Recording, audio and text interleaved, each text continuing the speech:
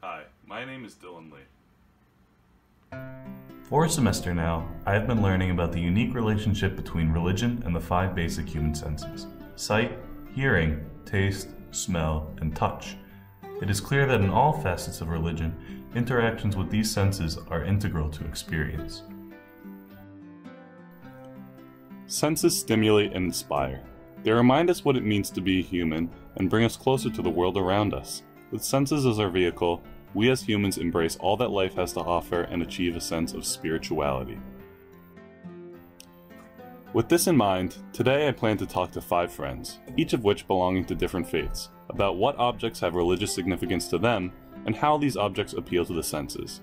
By doing so, I hope to gain insight on why these objects continue to be cherished in the modern world and experience for myself a slice of just some of the various religions practiced around the world. So, hey guys, I've been waiting for Mitch for a while now. He said that we were gonna meet right here. I don't know, we might have to find someone else if he doesn't come by. But I was just thinking, oh, there he is. Mitch! Hey man, I thought that we were gonna meet about the object. Oh shoot, sorry. I was going for a run, I totally forgot about that. Oh, no, yeah, you're good. Right, do you want to go and do it now? Yeah, Okay, let's do go it right now.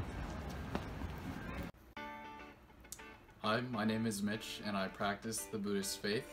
In my free time, I like to skateboard and write. I'm an information science major here at Cornell. Well, thanks for being here today, Mitch. I'm really excited to have you. So first off, can you describe to me what this object is? Well, this is a Buddhist statue. I got it on a trip to China, actually.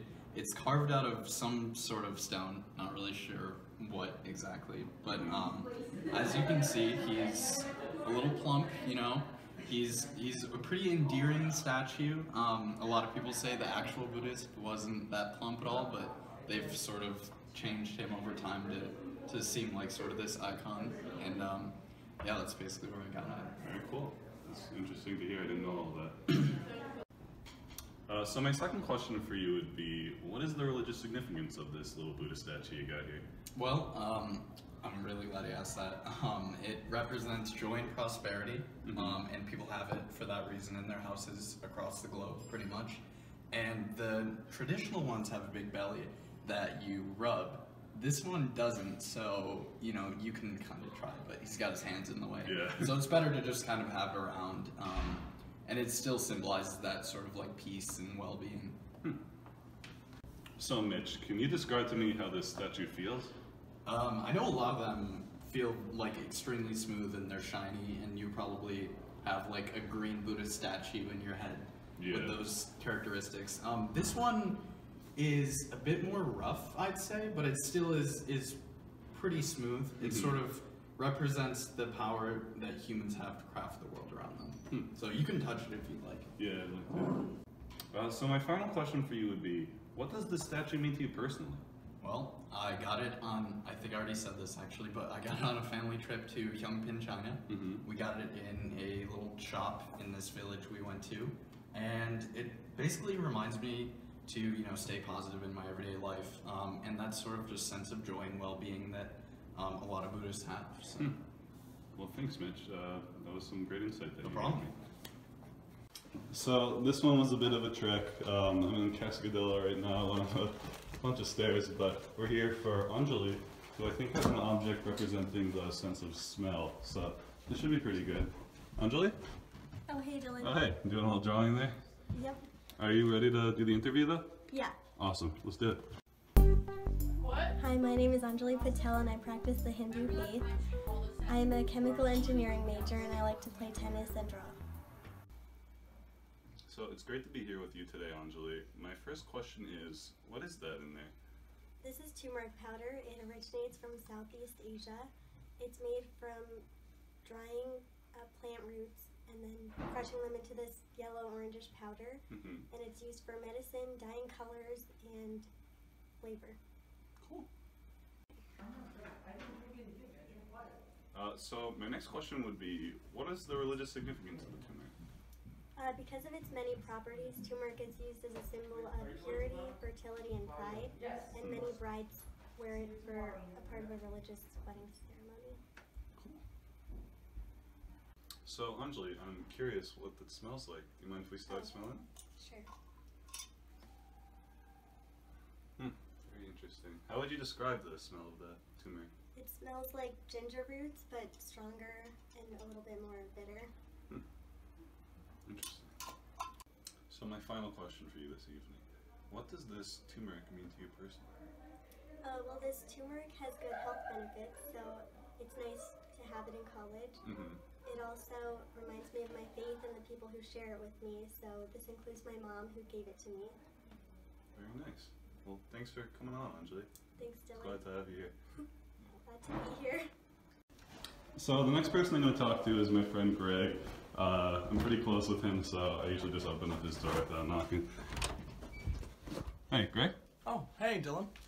Is now a good time to talk? Yeah, sure. Awesome. Let's get started. All right. Hi, my name's Greg. I practice Judaism. I'm an engineering physics major, and I like electronics. So, Greg, do you think you could describe to me what this object is? Yeah, sure. This is a necklace with the Hebrew symbol Chai on it. Chai is a pretty common Jewish word. It's used on a lot of gifts, and it's a pretty important word in the Jewish faith. So, Greg, tell me, what is the religious significance of this necklace? Well, Chai actually translates to life in English, and that's why necklaces like this are gifted at events pertaining to the cycle of life in the Jewish faith. And so it's given during births, weddings, funerals, things like that. It's also given, usually represented as silver or gold, because those materials are really rare, and yeah, that's important in life. Wow, I never knew that. So, Greg, how would you describe this necklace visually? Well, it's fairly small, and I think it's nice and understated, although it is still quite shiny, so it's a really nice necklace, yeah. So the final question for this evening, what does this necklace mean to you personally? Well, it was given to me by my brother, and he got it for me in Israel, and so through that, I sort of feel more connected to the greater Jewish community as a whole. It connects me to my family, my brother, and then it also reminds me of my trip to Israel with him. Wow, that's really great. Well, it was really great to have you on, Greg. Thanks for coming. Thanks. So I'm just waiting for Monica now. We're gonna go to Sage Chapel where her object is, but I think she should be coming here any minute now. Oh, there she is. Hey Dylan, Hey. are you ready to go? Yeah, let's go. Let's go! Hi, I'm Monica. I am Christian. I'm an entomology major and I like to do yoga.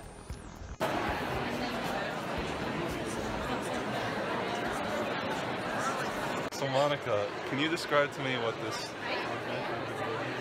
This is an organ. It's an enormous instrument that's played with a keyboard, often with hands and feet. Very cool. So Monica, what's the religious significance of this organ? The organ's music is usually incorporated into Christian ceremonies. Interesting.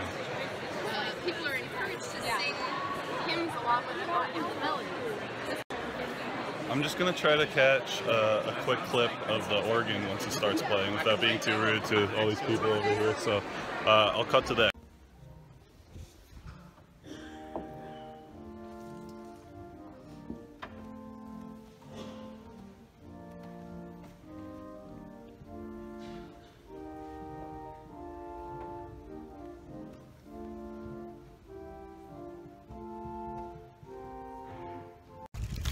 So we're just getting back from the Vespers now. We had a great performance. So how would you describe what the sound was like of the organ? I would describe the organ as spooky a little bit and a big sound that's very airy and fun to listen to. Definitely. So my final question for you is, what does the organ mean to you personally? For me, the organ is a stress reliever because sometimes when I'm feeling stressed out or anxious, I go to these concerts and I feel better afterwards. Oh, that's very nice. Well, thanks for getting interviewed, Monica. No problem, Dylan.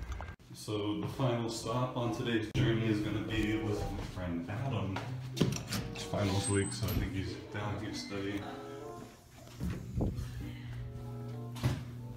Hey, Anna. Hi. What's up? Hey. Are you ready to start the interview? Absolutely. Alright, let's do this, man. Hello, my name is Adam Khatib. I'm an ILR major, a sophomore, and a Muslim. And I like to play ping pong in my free time. Great to have you here today, Adam. It's my pleasure. My first question is, what are these? This object is a date. It's a pitted fruit, and it's grown in tropical areas from palm trees. Mm-hmm.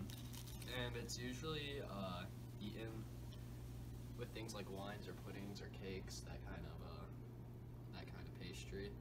And it's eaten a lot around like the Middle East and like the Muslim world. Cool. So, what is the religious significance of these dates? So yeah, usually these are eaten during the month of Ramadan when Muslims fast from dawn to dusk. Mm-hmm.